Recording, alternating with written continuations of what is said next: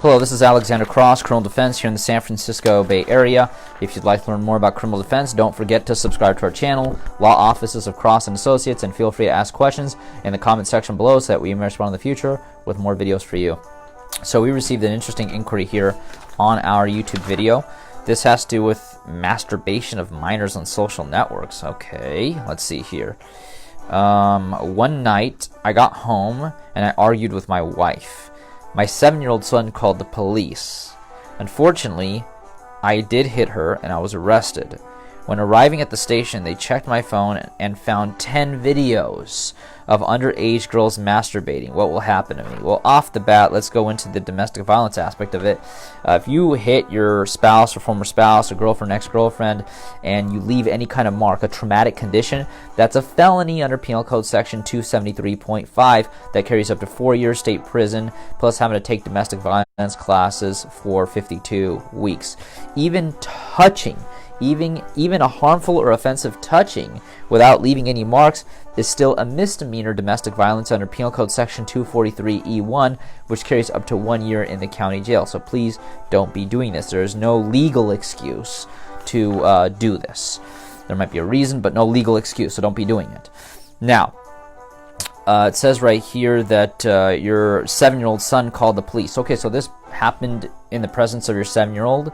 If it did, you could theoretically be charged with a violation of Penal Code Section 273A(a), which would be a charge of putting a child in danger, which carries up to 6 years state prison. Sometimes you hitting your spouse is not the worst charge. Doing it in front of your kids, that is often far worse and far more penalized.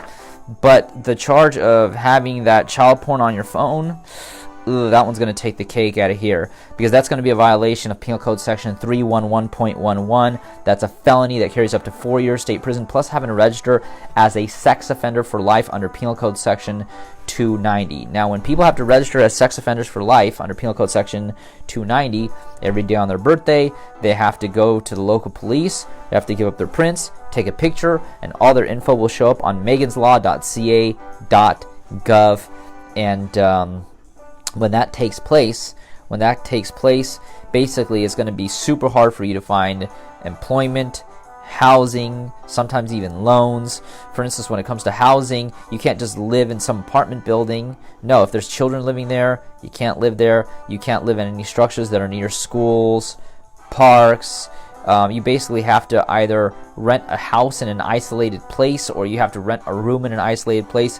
It's absolutely horrific to have to register as a sex offender for life. Quite frankly, if you have a choice between serving a couple of extra years in state prison versus having to register as a sex offender, it's better to take a couple of extra years in state prison, because you could get through that, but having to register for life, that's a whole nother ballgame.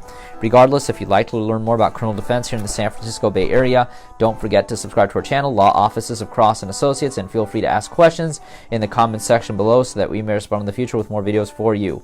But if you've been accused of a crime here in the San Francisco Bay Area and need representation, give us a call for a free consultation at 1-800-862-7677. Once again, 1-800-862-7677. Criminal lawyer, criminal lawyers, DUI lawyer, DUI lawyers, criminal attorney, criminal attorneys, DUI attorney, DUI attorneys.